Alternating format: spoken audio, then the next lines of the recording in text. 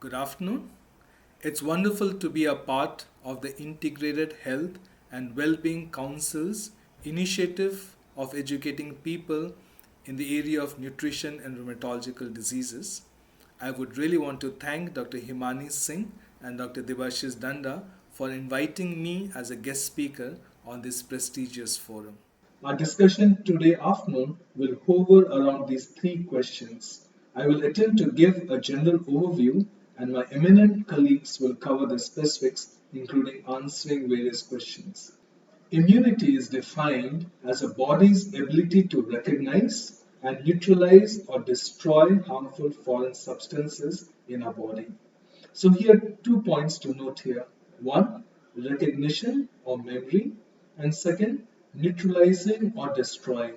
That has to time bound and specific. Our body's immunity can be linked with the line of defense as in the army. The first line is the skin or mucosa, which provides the physical barrier, whereas the second line are the immune cells, either they are in the tissue or in the circulating blood. There are a number of immune cells, highly specialized for specific tasks. We can divide them into innate, which is there from birth, and adaptive, which develops and matures over a period of time. The difference between the two are basically in the reaction time and how specific or targeted their response is to the offending enemy. The innate is fast but not specific, while the adaptive is slow but highly specific and targeted, as we see in the cartoon.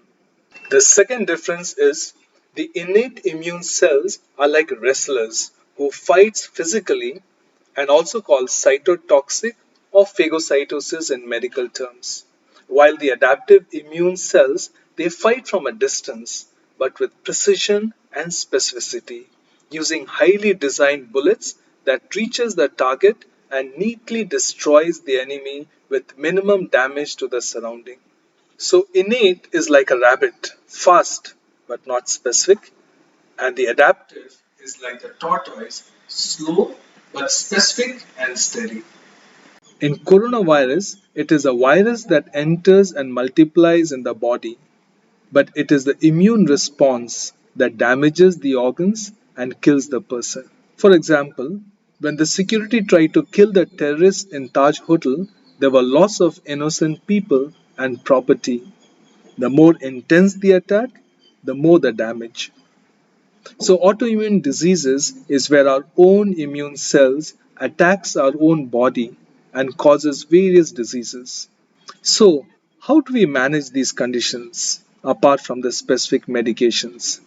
I would like to borrow the terminology from integrated health and well-being. The key words are integrated. Our approach should be integrated and holistic, which includes physical, mental, social, and spiritual.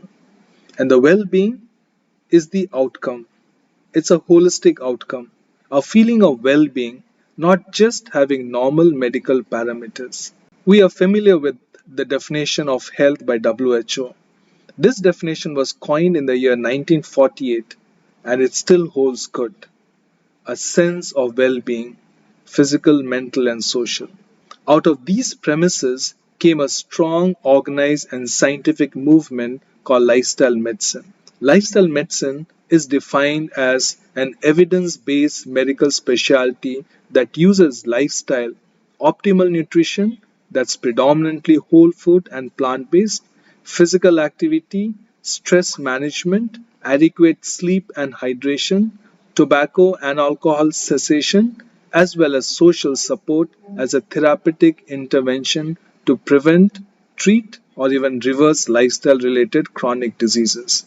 So, today we are going to focus in nutrition. Nutrition is classically classified as vegetarian and non vegetarian, we all know. Vegetarian is further classified depending on the intake of dairy, poultry, and fishes into lacto for dairy, ovo for poultry, pesco for fish, and there's a term called flexitarians where people who are predominantly vegetarian occasionally take non-vegetarian. The food groups mainly contains the carbohydrate, which contributes to the main bulk of a food pyramid, proteins, which can be derived from plant or animal based, fats, which can again be derived from plant or animal based, minerals and vitamins, which comes from fruits and vegetables, non-vegetarian foods. The debate and discussion on diet is predominantly on the following areas: the food source, whether it comes from plant or animal; the food proportion, how much of carbohydrate, proteins, or fat should be there in our diet. Based on these, the diets are classified into the following groups. Either it can be carbohydrate based, like in Ornish, it's almost 70% carbohydrates, followed by Mediterranean, Paleo, and Zone, which is almost 40%. It could be protein based, like in Paleo and Zone, going up till 40%, or it can be fat based, like in Atkins, or ketogenic, about 65 to 70% fat. The main source of energy comes from carbohydrate. Carbohydrates are naturally designed to provide energy to our body. Carbohydrate forms the major bulk of a food traditionally, and it should be taken whole, that is unpolished and unprocessed. This is unpolished without removing the covering, where we get fibers, minerals, and vitamins from the barn and germ in an unpolished rice. Next is to eat is unprocessed for maximum health benefit. For example, wheat can be taken whole or in a broken wheat form, or a wheat flour or maida, which is refined and processed in order of processing. The more we process, the more unhealthy it becomes. In contrast, there are carbohydrates that are simple, refined, and processed in most of our fast and junk foods. These should be strictly avoided. The proteins can come from animal or plant source. What is the difference? Plant source is rich in fibers with no fat, whereas animal source has fat, that too, saturated fatty acids, and zero fibers. Let's look at fats. It's important to understand the classification. So fats can be classified as saturated or unsaturated fats. The unsaturated fats comes from the plant source, which can be further classified as monounsaturated or polyunsaturated. The most healthy are the monounsaturated. The lesser healthy are the polyunsaturated. The polyunsaturated is further classified as omega 3 fatty acid or omega 6 fatty acid. So, in order of health, saturated goes on the other end of unhealthy fats, whereas monounsaturated is on the other extreme of a better healthy oils, and poly comes in between. If you look at various oils, the red shows you saturated, the yellow shows the monounsaturated, and so you'll realize that olive oil and canola has the highest amount of monounsaturated, and most of the animal oils have got saturated. The other thing to remember is the cis and the trans form of fatty acids. Cis is healthy, whereas trans is unhealthy, and we can see the chemical structure here. How do we convert cis to trans fatty acid? Through two processes: hydrogenation and heating. When we pass hydrogen through the oil over a period of time in the presence of a catalyst, you hydrogenate the oil, and that converts a liquid oil into a solid oil, as we are all familiar with. The second way of converting cis to trans is heating, and that's very typical of our Indian cooking. Most of the time we heat the oil and we cook, as compared to the Western. They steam or bake their food, or they use raw and garnish it with a little oil. The things that we should use in moderations are fat, sugar, and salt.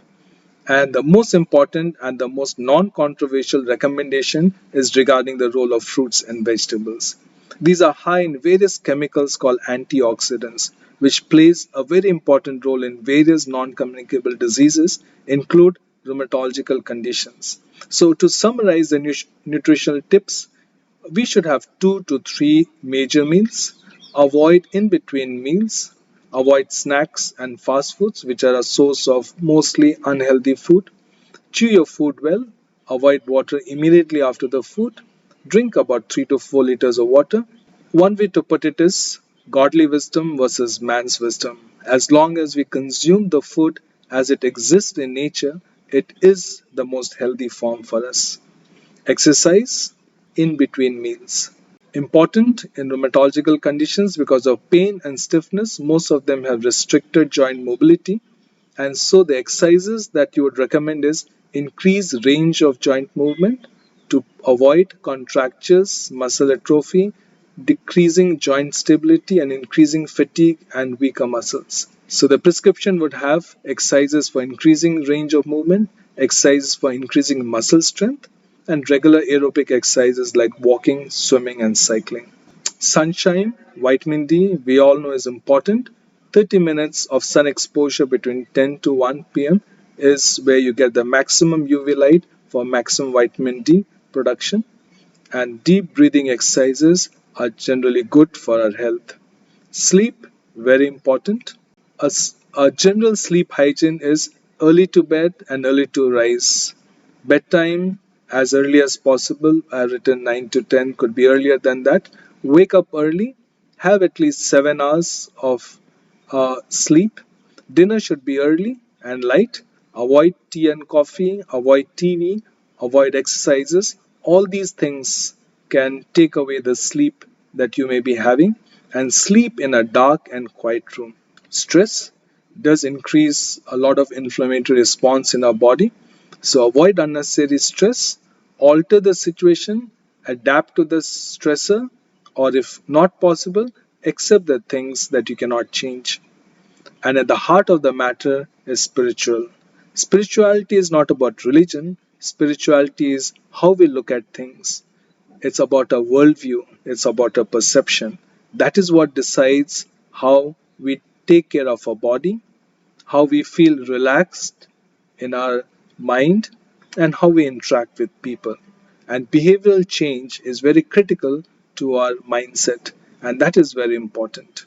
So, welcome to a new start where we change our nutrition, be active, be hydrated, have enough of sunlight, avoid things which are harmful to our body, fresh air, a good sleep, and trust in the divine power. Let food be the medicine said by Hippocrates long time back. May all these help us to lead a healthy and a happy life. Thank you.